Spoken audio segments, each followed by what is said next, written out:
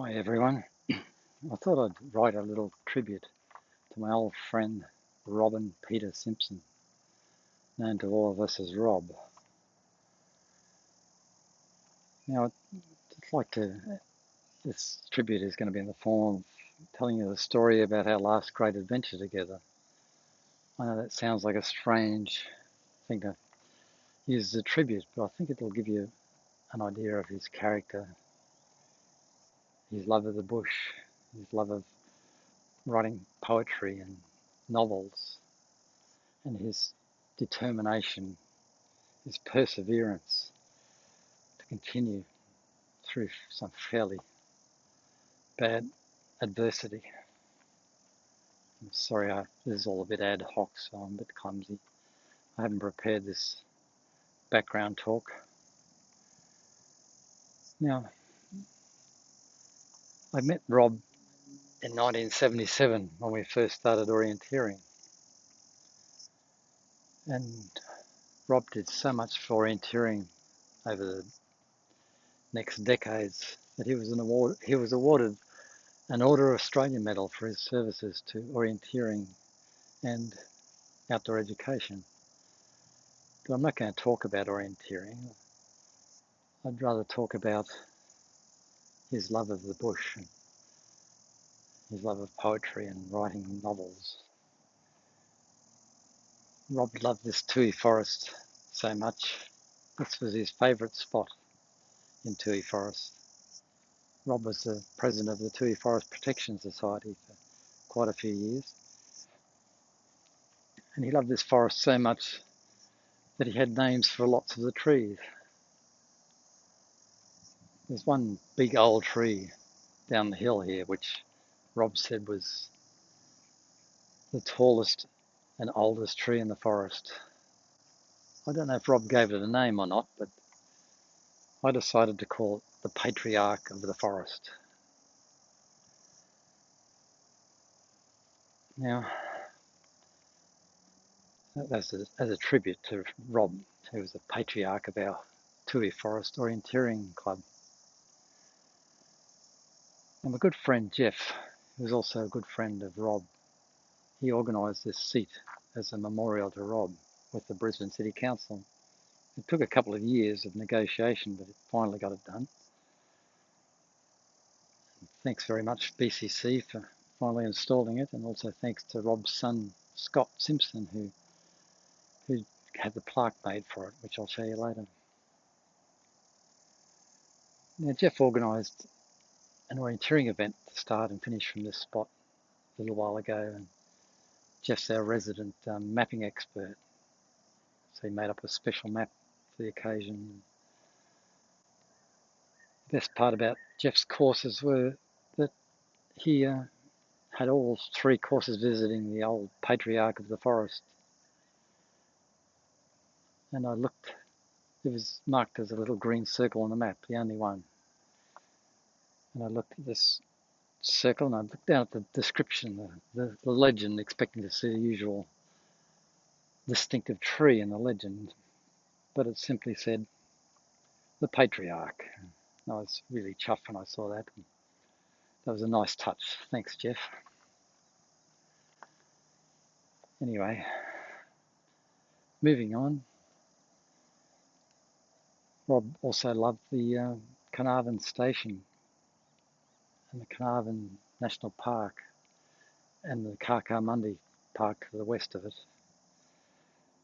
He wrote a novel called Cave Hill, which is based on a feature out in the Carcamundi National Park. And this book was all about a big adventure a whole lot of school children had, a misadventure, probably based or inspired by the fact that Rob led an expedition of children out there in the mid-60s. But this expedition in his book was much larger, and they ventured into the Carnarvon National Park as well as Carcamundi and the Carnarvon Station, which is a little reserve. It used to be a grazing property, but now it's a nature reserve. Southwest of Carnarvon National Park and southeast of Carcamundi. Now, Rob had prostate cancer. And he knew he didn't have much time left on this earth. And he told me the only thing left on his bucket list was to visit the Carnarvon station. Now, it's very difficult to visit this place because they have certain rules. You're not allowed to go in there without a high clearance four-wheel drive. And you must be prepared to stay for at least 2 or 3 weeks if it rains, because you're not allowed to drive out because there's black soil roads. So you've got to be prepared for that. And you need basic recovery gear as well. So I didn't really know what I was up against. So I agreed to take Rob into the Carnarvon station in my four-wheel drive. It took me a couple of weeks to set the car up. I put big recovery points on the front and roof rack on the top to carry extra fuel. I had so much gear in the end. I think I took everything except the Jack Russell. And Rob, at one stage, was so dismayed by how much stuff we had, I think. He made the comment, I'm not going to be surprised by anything you bring out anymore. At the time, I pulled out an entire pumpkin. But I don't think he quite understood that we might be stuck here for 3 weeks bit. But I did surprise him on one other occasion in one of the little spring creeks we visited out there. And I pulled out a chair out of my pack, not to raise his eyebrows a bit. That's quite amusing. I'll laugh if that thing breaks, he said. Was the only comment I got. Okay, on the way to the Carnarvon station, I stopped as soon as we could to empty one of the jerry cans into the car to take the weight off the roof rack. This was about 10:30 in the morning. We finally got out to the station at 11:40 a.m. One of the first things you have to do out there is wash the car underneath, especially because they don't want any weed seeds brought into the station. And our campsite was a lovely little shack, or sort of, I guess, a shelter next to a billabong. A lot better than I expected. I thought we'd just be in our tents in the middle of nowhere, but this campsite was really nice. But yeah, it was a nice little spot. It was very cold the first night though. Got down to about 1 degree centigrade. Luckily I had a spare sleeping bag for Rob because he was really cold the first night. So paid to have a fair bit of gear. But we had a lot of good adventures out there. We visited the White Stallion, it was called, the paint pots, all these little spring creeks I mentioned earlier. And Rob had this lovely little Kathmandu thermos he took everywhere. It was nice to have a little hot cup of tea everywhere we went. I thought I'd point that out because I'm going to be mentioning it later. And we had our jump the tree moment. We had our couldn't jump the tree moment. But it was a good little campsite. I probably went a bit overboard with the fridge and the barbecue plate and the gas stove and the solar panels, but I think I was trying to make it a bit more pleasant for Rob while we were out there. And I think I fattened him up a bit that week. I was the opposite. I was quite a lot heavier back then, in 2016. I was 17 kilograms heavier than I am now. I've done a lot of running since then. We started park running not long after I went out there. And now I'm 17 kilograms lighter. Ran my first marathon a year and a half ago at Ayers Rock. I'm sorry, Uluru. And in 7 days' time, I'm going to attempt to run up Mount Kosciuszko twice, which is a 50k ultra with the Australian Alpine Ascent. So, but that's a different story. But I just thought I'd explain the fact that I was a little bit overweight back then. So we had poor old Rob with his prostate cancer, which was already starting to attack the hip joint, his hip joint, and he had trouble walking. He had to walk with a stick. It was me a bit overweight and Rob with his walking stick. Two old codgers set off on this big adventure, uh, but we had a good time out there. We were playing Scrabble night time, and Rob would read me a couple of pages out of his novel called Cave Hill. It was good, but after 4 nights in the Carnarvon station, we moved out to the Carcarmundi National Park because Rob wanted to show me Cave Hill. So we shifted camp out to this basic campsite in Carcarmundi. He showed me a secret cave where there's some Aboriginal paintings which he featured in his novel as well. Now, on the 20th of August 2016 was our last big day, and it was such a big adventure that I decided to write about it. And in honour of Rob's love of poetry and the fact he's always trying to get me to write poetry, I decided to write this story in verse. And this poem I've written is quite an epic. It's 120 lines long. So I'm going to do that out in Poets Rock in Karawatha, which is 10 k's south-southeast of here. But so just one thing before I do that, I just wanted to pay a special tribute to a remarkable young man called James. James was such a nice young fellow and an exceptional orienteer. And he's also a very experienced bushwalker. But James was tragically killed in a slip and fall accident on Mount Barney recently.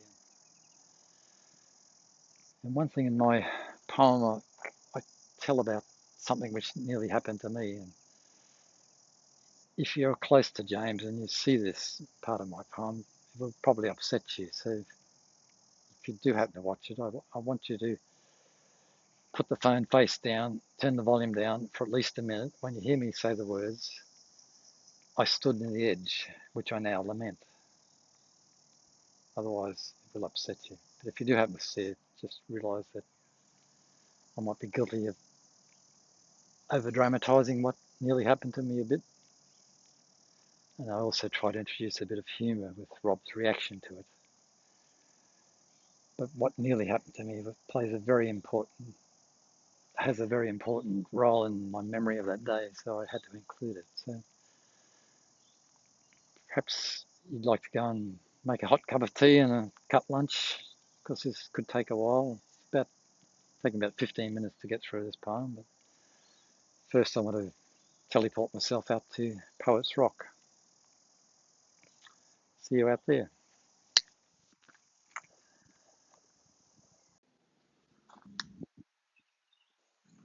Hi everyone.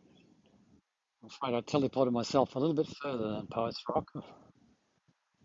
I didn't have time to do this poem before the Australian Alpine Ascent, which I managed to survive, by the way. So I've decided to do it down in Sydney, so my daughter and her hubby and our grandchildren can watch as well. So it's a little bit different. So it's not Poets Rock, but perhaps we can call it Poppy's Poetry Podium. Now, I'm actually wearing the same clothes that I wore on our big adventure, Rob and I together. As you can see, it's pretty baggy, but the exact clothes I wore.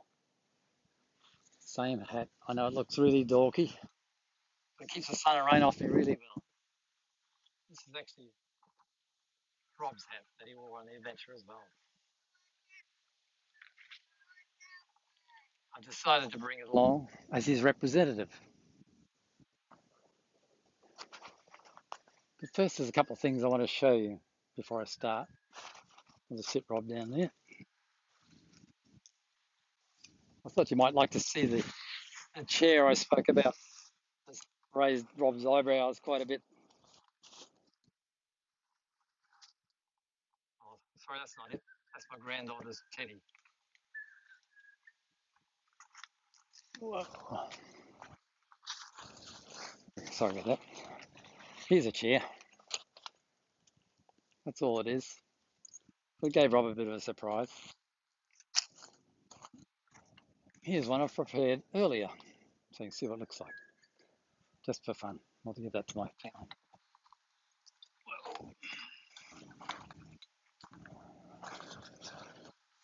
Okay. Oh, there's just one more thing I wanted to show you. Sorry. Getting a bit clumsy here. What's this? It's Rob's book.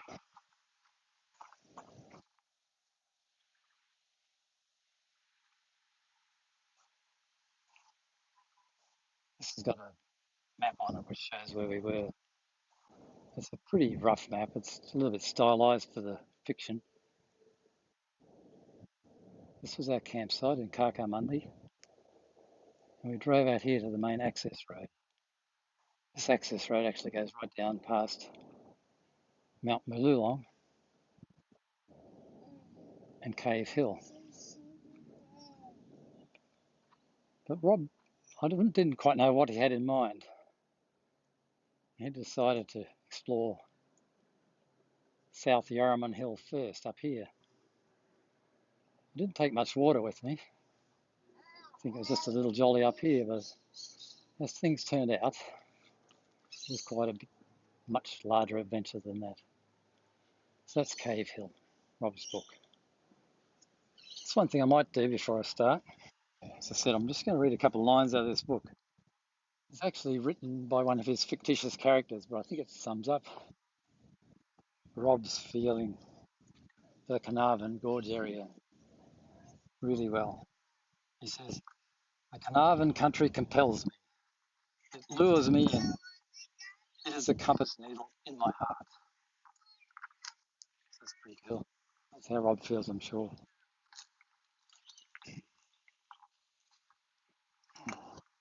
Right, gotta get this thing started, eh?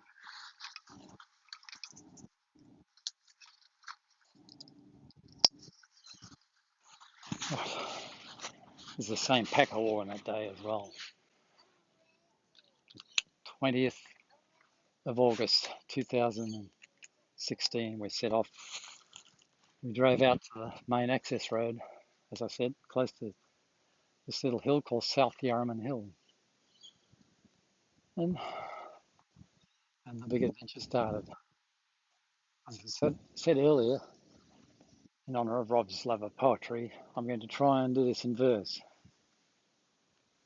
It doesn't rhyme all that well everywhere, but it's the best I can do.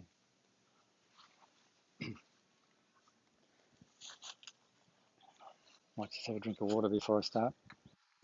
Right. The name I've given to this poem is The Traverse from Hell.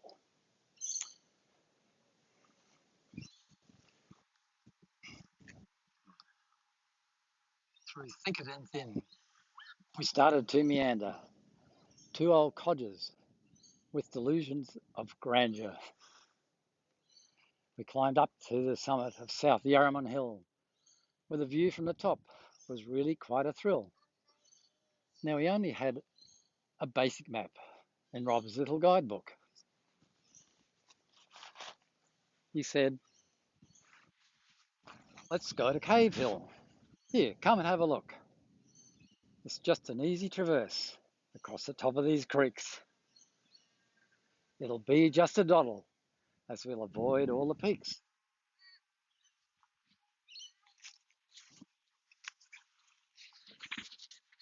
If I had known then what I now know so well, we never would have started the traverse from hell. The thickets grew thicker. We nearly had to bail, but I found a way through by following a pig trail.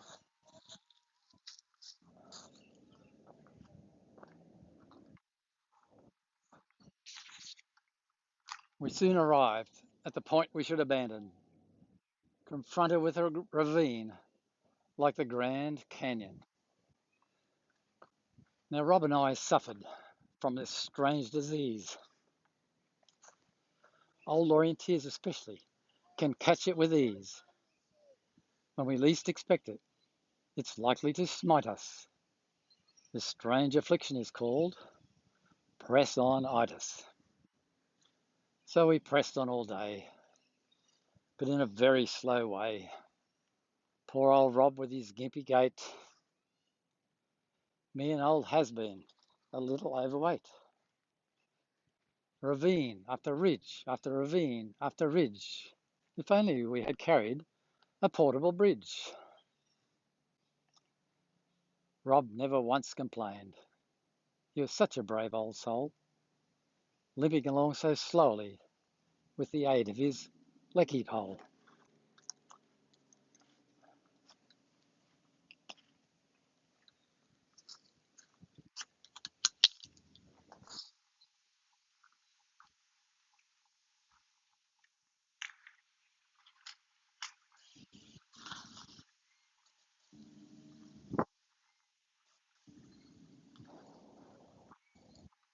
By now, we're only suffering delusions of adequacy, but still lured on by the monolith in all its majesty.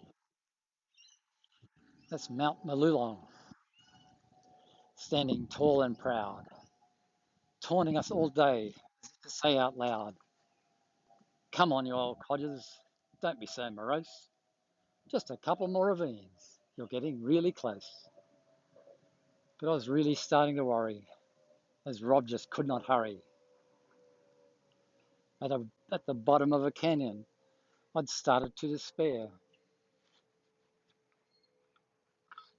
Rob's little thermos really saved the day, I swear.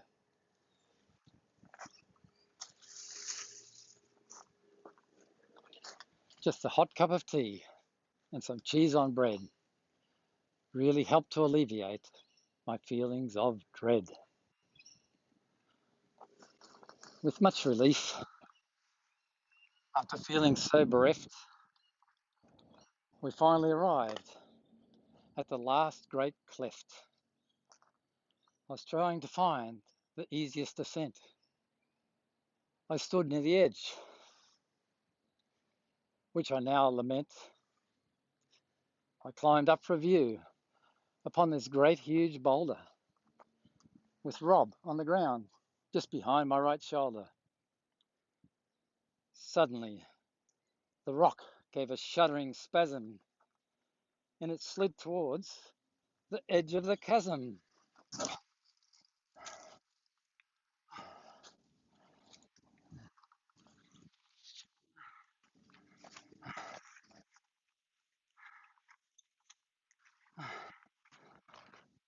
"Oh, darn," I said, as I thought I was dead.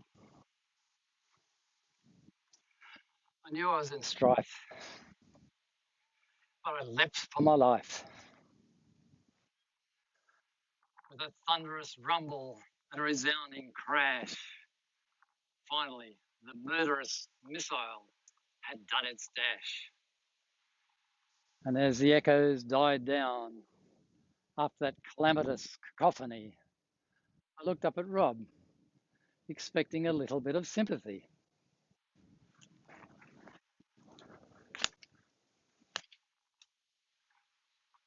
I'll never forget what he had to say.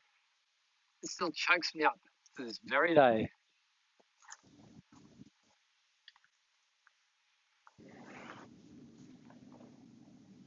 He looked over the edge and studied the carnage. And he said to me, after he turned around,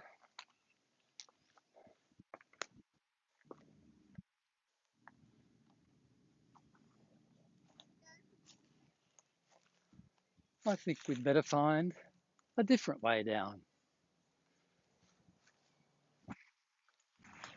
But that was Rob. Get on with the job. Never mind that I nearly died. Let's just get to the other side.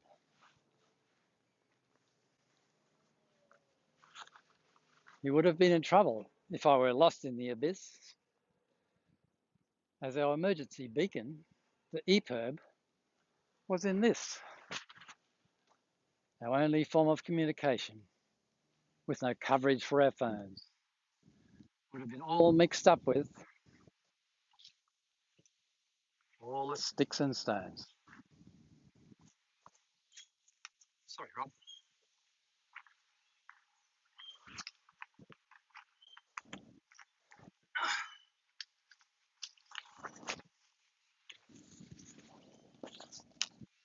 Sorry. I managed to find a better descent to reach the final and easy ascent.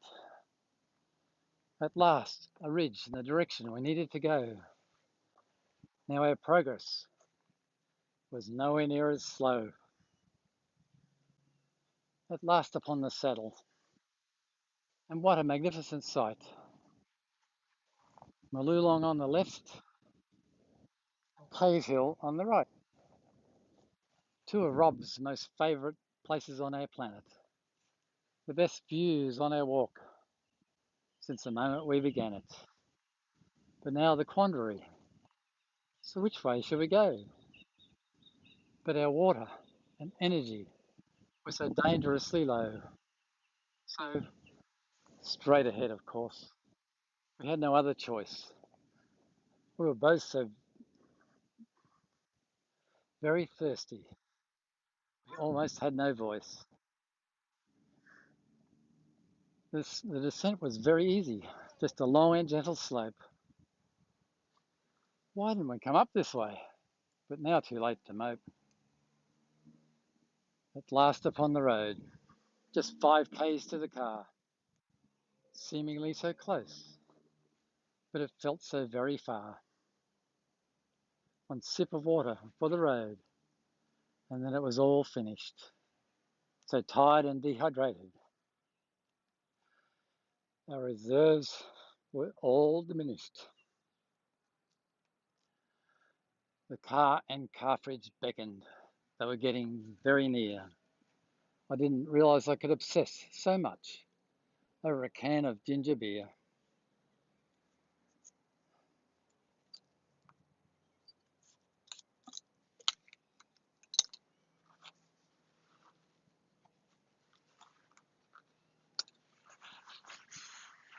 Oh.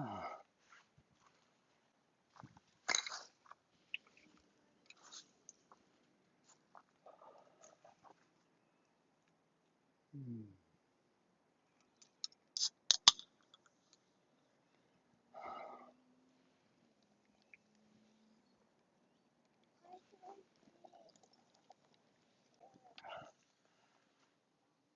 At the car at last. We thought our day was done, but Mother Nature thought she'd have a bit more fun. A big black cloud formed in less than a minute. Thunder and lightning and rain were within it. The rain teemed down and the sound was abhorrent. The track to the camp became a raging torrent. Back at the camp, with the car all covered in sand, we were suddenly presented with a sight so grand. The storm had disappeared as fast as it had begun. Wet boulders above the camp were all lit up by the sun. They glistened and they shone with a golden glow. I have rarely seen such an awesome show. It was a perfect end to a perfect day. I know that sounds like a strange thing to say. This is because I gave Rob one last great adventure to retell. How we managed to survive the terrible traverse from hell. A memory so profound, as silly as this may sound, it went straight to the pool room in my brain to be remembered forever so fondly. despite all the pain.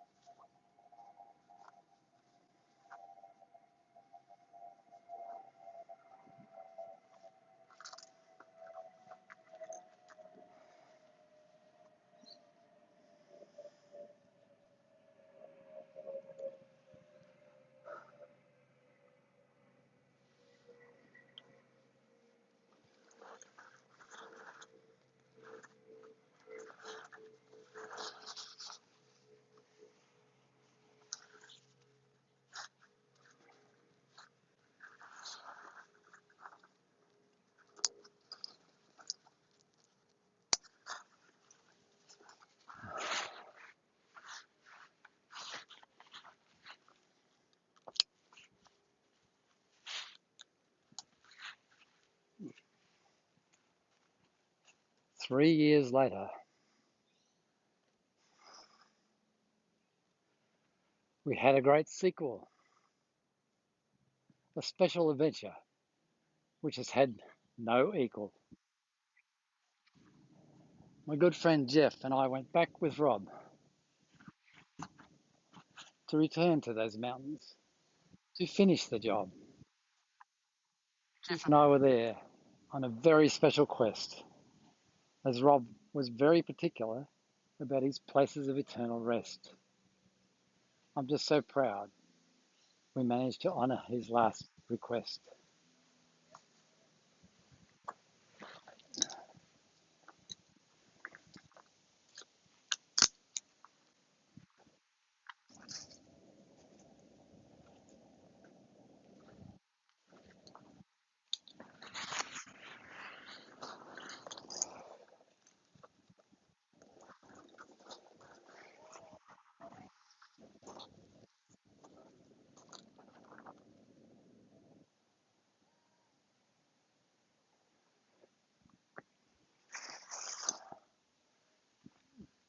We scattered some of his ashes at some of his favourite places in our nation, in the rugged sandstone ranges around the beautiful Carnarvon station.